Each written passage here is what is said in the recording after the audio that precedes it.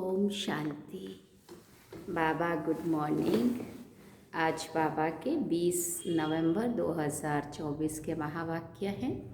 बाबा ने सार में कहा, मीठे बच्चे, मन मना भव के वशीकरण मंत्र से ही तुम माया पर जीत पा सकते हो। यही मंत्र सबको याद दिलाओ। बाबा ने प्रश्न पूछा, इस बेहद के ड्रामा में सबसे ज़बरदस्त लेबर्स कौन कौन हैं और कैसे? तो बाबा ने उत्तर में कहा, इस पुरानी दुनिया की सफाई करने के लिए करने वाले सबसे ज़बरदस्त लेबर्स हैं नेचुरल कैलामिटीज़। धरती हिलती है, बाढ़ आती है, सफाई हो जाती है। इसके लिए भगवान किसी को डायरेक्शन नहीं देते।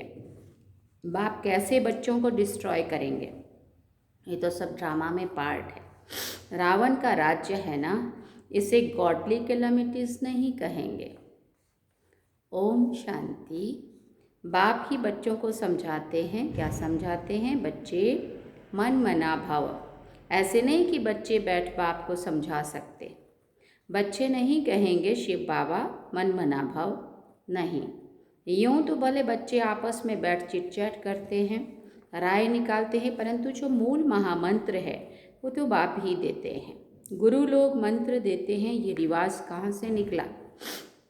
ये बाप जो नई सृष्टि रचने वाला है वही पहले पहले मंत्र देते हैं, मन मना भाव। इसका नाम ही है वशीकरण मंत्र, अर्थात माया पर जीत पाने का मंत्र। ये कोई अंदर में जपना नहीं है, ये तो समझाना होता है। बाप अर्थ सहित समझाते हैं। भले गीता में है परंतु अर्थ कोई नहीं समझते हैं। ये गीता का एपिसोड भी है परंतु सिर्फ नाम बदली कर दिया है।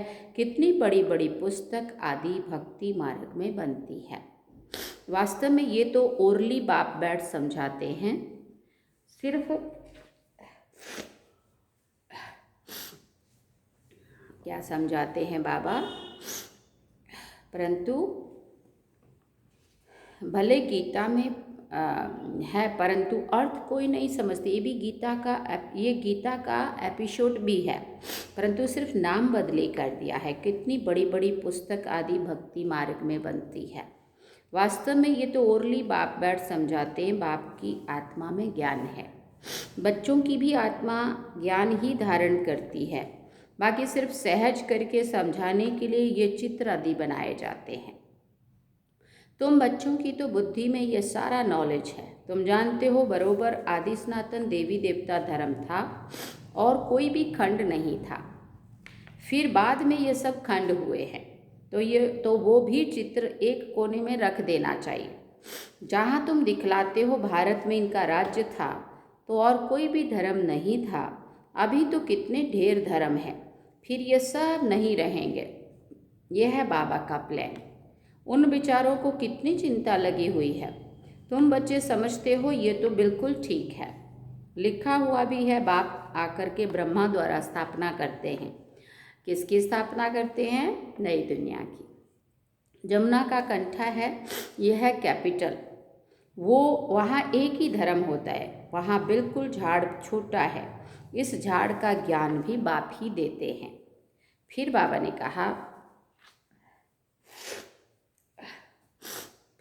कहा लिखा हुआ भी है। बाप आकर ब्रह्मा द्वारा स्थापना करते हैं। किसकी स्थापना करते हैं? नई दुनिया की। तो बाबा ने कहा इस झाड़ का ज्ञान भी बाप ही देते हैं। चक्र का ज्ञान देते हैं। सतयुग में एक ही भाषा होती है और कोई भाषा नहीं होगी। तुम सिद्ध कर सकते हो एक ही भारत था, एक ही राज्य था, एक ही भाषा थी। पैराडाइज में सुख शांति थी, दुख का नाम निशान नहीं था। हेल्थ वेल्थ हैप्पीनेस सब था। भारत नया था तो आयु भी बहुत बड़ी थी क्योंकि पवित्रता थी। पवित्रता में मनुष्य तंदुरुस्त रहते हैं। आप पवित्रता में देखो मनुष्यों का क्या हाल हो जाता है। बैठे बैठे अकाले मृत्यु हो जाती है। जवान भी मर पड़ते हैं। दुख कितना होता है। वहाँ अकाले मृत्यु होती नहीं है, फुल एज होती है। पीढ़ी तक अर्थात बुढ़ापे तक कोई मरते नहीं है। किसी को भी समझाओ तो ये बुद्धि में बिठाना है बेहद के बाप को याद करो, वही पतित पावन है, वही सदगति दाता है। तुम्हारे पास वो नक्शा भी होना चाहिए तो सिद्ध करके समझा सकेंगे। आज का नक्शा ये है, कल का नक्शा ये है। आज का भारत, कल का भारत, वो उनको समझाना है। कोई तो अच्छी रीति से सुनते भी हैं, ये पूरा समझाना होता है। ये भारत अविनाशी खंड है। जब ये देवी देवता धर्म था तो और कोई भी धर्म नहीं थे। अभी वो आदि सनातन देवी देवता धर्म है ही नहीं। ये लक्ष्मी नारायण कहाँ गए कोई बता नहीं सकेंगे। कोई में ताकत नहीं है बताने की। तुम बच्चे अच्छी रीति रहस्य युक्त समझा सकते हो, इसमें मूंझने की दरकार नहीं है। तुम सब कुछ जानते हो और फिर रिपीट भी कर सकते हो। तुम कोई से भी पूछ सकते हो कि ये कहाँ गए। तुम्हारा प्रश्न सुनकर चकित हो जाएंगे। सही में सोच में तो पड़ेंगे कि ये कहाँ चले गए, अगर ये थे तो ये अभी कहाँ है। तो उनको वो चीज़ समझानी है। सॉरी, बहुत सारा सर्दी और बुखार है। तो बाबा कहते तुम कोई से भी पूछ सकते हो ये कहाँ गए। तुम्हारा प्रश्न सुनकर वो चकित हो जाएंगे। तुम तो निश्चय से बताते हो कैसे ये भी 84 जन्म लेते हैं। बुद्धि में तो है ना। तुम झट कहेंगे सतयुग नई दुनिया में हमारा राज्य था। एक ही आदि सनातन देवी देवता धर्म था, दूसरा कोई भी धर्म नहीं था। Everything new. हर एक चीज़ सतो प्रधान होती है। सोना भी कितना अथाह होता है, कितना सहज निकलता होगा, जो फिर ईंटें मकान आदि बनते होंगे। वहाँ तो सब कुछ सोने का होता है। खानियाँ सब नई होंगी ना। इमिटेशन तो निकालेंगे नहीं, जबकि रियल बहुत है। यहाँ रियल का नाम ही नहीं है। इमिटेशन का कितना जोर है। इसलिए कहा जाता है झूठी माया, झूठी काया, झूठा सब संसार डैश डैश करके बाबा ने छोड़ दिया। संपत्ति भी झूठी है। हीरे मोती ऐसे ऐसे किस्म के निकलते हैं जो पता भी नहीं पड़ सकता कि सच्चा है या झूठा है। शो इतना होता है जो परख नहीं सकते झूठा है व सच्चा। वहाँ तो ये झूठी चीज़ें आदि सब होती ही नहीं है। विनाश होता है तो सब धरती में चले जाते हैं अंदर। इतने बड़े बड़े पत्थर हीरे आदि मकानों में लगाते होंगे, वो सब कहाँ से आया होगा। कौन कट करते होंगे। इंडिया में भी एक्सपर्ट बहुत है, होशियार भी होते जाएंगे। फिर वहाँ ये होशियारी लेकर आएंगे ना। ताज आदि सिर्फ हीरों के थोड़ी बनेंगे, वो तो बिल्कुल रिफाइंड सच्चे हीरे होते हैं। ये बिजली, टेलीफोन, मोटर आदि पहले कुछ भी नहीं था। बाबा के इस लाइफ के अंदर ही क्या क्या निकला है। 100 वर्ष हुए हैं जो ये सब निकले हैं। यहाँ तो बड़े एक्सपर्ट होते हैं, अभी तक सीखते रहते हैं, होशियार होते रहते हैं। ये भी बच्चों को साक्षात्कार कराया जाता है। वहाँ हेलीकॉप्टर्स भी फुल प्रूफ होते हैं, वहाँ पे कोई एक्सीडेंट भी नहीं होता। बच्चे भी बड़े सतो प्रधान शुरू बुद्धि वाले होते हैं। आगे थोड़ा चलो, तुमको सब साक्षात्कार होते रहेंगे। जैसे अपने देश के नज़दीक आते हैं तो झाड़ दिखाई पड़ते हैं ना, अंदर में खुशी होती रहती। अब घर आया कि आया, अभी आकर पहुँचे हैं। पिछाड़ी में तुमको भी ऐसे साक्षात्कार होते रहेंगे। बच्चे समझते मोस्ट बिलव्ड बाबा है, वो है सुप्रीम आत्मा। उनको सब याद भी करते हैं। भक्ति मार्ग में तुम भी याद करते थे ना परमात्मा को, परंतु ये मालूम नहीं था कि वो छोटा है व बड़ा है। गाते भी है, चमकता है अजब सितारा भ्रिकुटी के बीच में, तो ज़रूर बिंदी मिसल होगा ना। उनको तो कहा ही जाता है सुप्रीम आत्मा माना परमात्मा। उनमें खूबियाँ तो सब है ही है। ज्ञान का सागर है। फिर बाबा ने पूछा क्या ज्ञान सुनाएंगे। वो तो जब सुनावे तब तो मालूम पड़े ना। तुम भी पहले जानते थे क्या? सिर्फ भक्ति ही जानते थे। अभी तो समझते हो वंडर है। आत्मा को भी इन आँखों से देख नहीं सकते हैं तो बाप को भी भूल जाते हैं। ड्रामा में पार्ट ही ऐसा है, जिसको विश्व का मालिक बनाते हैं उनका नाम डाल देते हैं और बनाने वाले का नाम गुम कर देते हैं। श्री कृष्ण को त्रिलोकीनाथ वैकुंठनाथ कह दिया है। अर्थ कुछ नहीं समझते हैं, सिर्फ बड़ाई दे देते हैं। भक्ति मार्ग में अनेक बातें बैठ बनाई है। कहते हैं भगवान में इतनी ताकत है, वो हजारों सूर्यों से तेजोमय है, सबको भस्म कर सकते हैं, ऐसी ऐसी बातें बना दी हैं। बाप कहते हैं मैं बच्चों को जलाऊंगा कैसे, ऐसे थोड़ी कोई भस्म करता होगा, ये तो हो नहीं सकता है। बच्चों को तो बाप डिस्ट्रॉय करेंगे क्या? नहीं, ये तो ड्रामा में पार्ट है। पुरानी दुनिया खत्म होनी है, पुरानी दुनिया के विनाश के लिए ये नेचुरल कैलेमिटीज सब लेबर्स हैं। कितने ज़बरदस्त लेबर्स हैं। ऐसे नहीं कि उन्हों को बाप का डायरेक्शन है कि विनाश करो, नहीं। तूफान लगते हैं, फेमन होता है, भगवान कहते हैं क्या कि ये करो, कभी नहीं। बाबा कहते मैं नहीं बोलता उनको कि तूफान लगो या फिर अकाल पड़ो, ये सब ड्रामा अनुसार होता है, कभी नहीं। ये तो ड्रामा में पार्ट है। बाप नहीं कहते हैं कि बम्स बनाओ, ये सब रावण की मत कहेंगे, ये बना बनाया ड्रामा है। रावण का राज्य है तो आसुरी बुद्धि बन जाते हैं, कितने मरते भी हैं, आखिरी में सब जला देंगे। ये बना बनाया खेल है जो रिपीट होता रहता है। बाकी ऐसे नहीं कि शंकर के आंख खोलने से विनाश हो जाता है। इनको गॉडली कैलेमिटीज भी नहीं कहेंगे, ये नेचुरल है।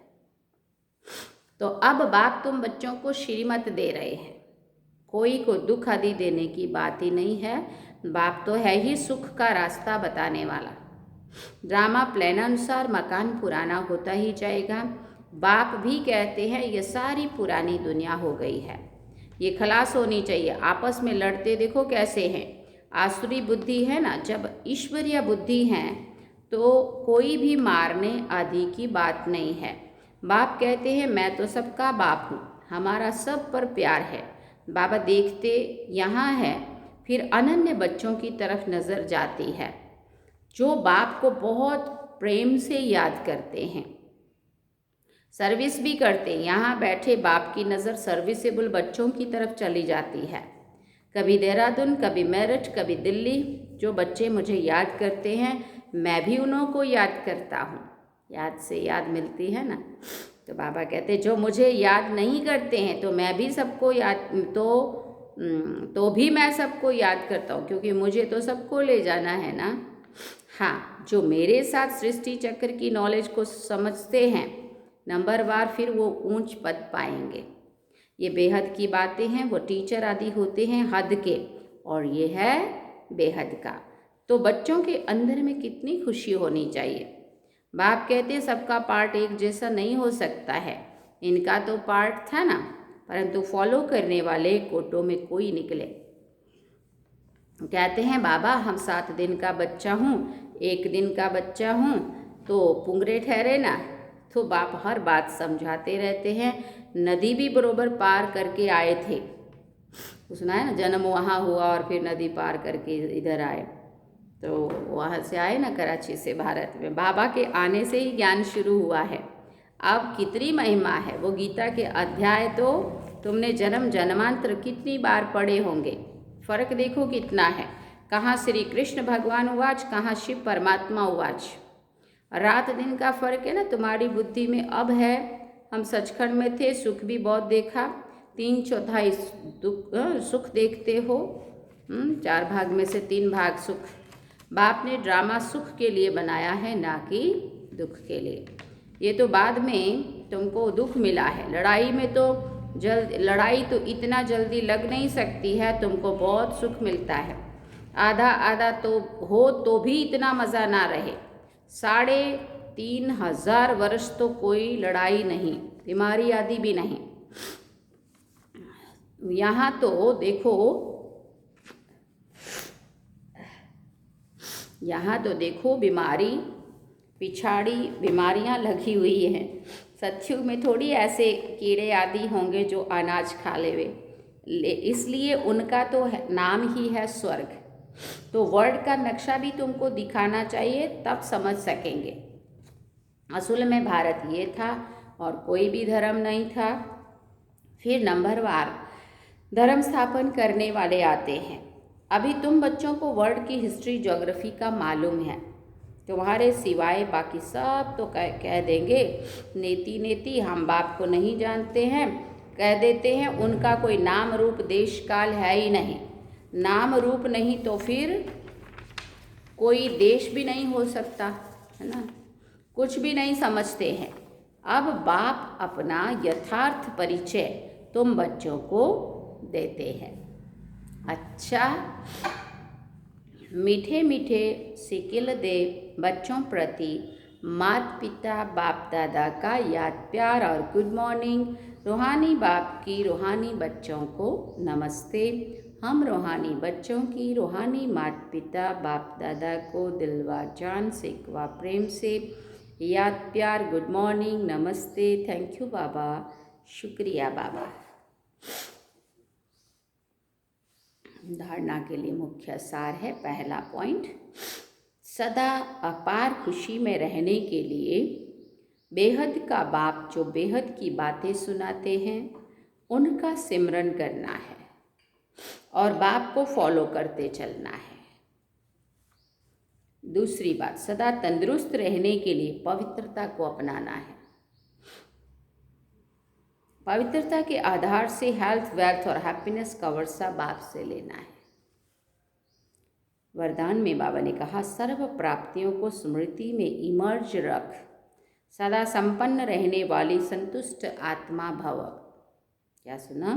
सर्व प्राप्तियों को स्मृति में रख, स्मृति में इमर्ज रख, सदा संपन्न रहने वाली संतुष्ट आत्मा भव। संगम युग पर बाप दादा द्वारा जो भी प्राप्तियां हुई हैं उनकी स्मृति इमर्ज रूप में रहे तो प्राप्तियों की खुशी कभी नीचे हलचल में नहीं लाएगी, सदा अचल रहेंगे। संपन्नता अचल बनाती है, हलचल से छुड़ा देती है। जो सर्व प्राप्तियों से संपन्न है वो सदा राजी, सदा संतुष्ट रहते हैं। संतुष्टता सबसे बड़ा खजाना है। जिसके पास संतुष्टता है उसके पास सब कुछ है। यही गीत गाते रहते हैं। कौन सा गीत है? पाना था वो पा लिया। स्लोगन में बाबा ने कहा, मोहब्बत के झूले में बैठ जाओ तो मेहनत आपे ही छूट जाएगी। क्या करना पड़ेगा? मोहब्बत के झूले में बैठ जाओ तो मेहनत आपे ही छूट जाएगी। इसलिए क्या करना है? बाबा के प्यार में हो जाना है। बाबा के मोहब्बत के झूले में बैठ जाओ, बाबा को प्यार करो बस, तो मेहनत नहीं करनी पड़ेगी। जहाँ प्यार है, मोहब्बत है, वहाँ मेहनत नहीं हो सकती। अच्छा, ओम शांति। सार में बाबा ने कहा, मीठे बच्चे, मन मना भव के वशीकरण मंत्र से ही तुम माया पर जीत पा सकते हो। यही मंत्र सबको याद दिलाओ। क्या करना है? मन मना भव के वशीकरण मंत्र से ही तुम माया पर जीत पा सकते हो। यही मंत्र सबको याद दिलाओ। कौन सा मंत्र दिया बाबा ने? मन मना भव का मंत्र। मन को मेरे में लगा दो। जो पीछे कहा ना स्लोगन में, मोहब्बत के झूले में बैठ जाओ तो मेहनत नहीं करनी पड़ेगी। तो मन मना भव का मंत्र पक्का कर लो तो क्या होगा? माया पर जीत पा सकेंगे, माया जीत बन सकेंगे। अच्छा, ओम शांति। तो ये थे आज के बाबा के महावाक्य जो आप सभी ने सुने। और सॉरी, आप भी डिस्टर्ब हो रहे होंगे, लेकिन सर्दी ऐसी चीज़ है जो अभी की गिफ्ट है। अभी सर्दियाँ शुरू हो गई है। हम आबू से आए तो रास्ते में से ठंडी हवा कुछ चढ़ गई, मिट्टी या कुछ भी, तो ये शुरू हो गया। चलिए बाबा की याद में ओम शांति।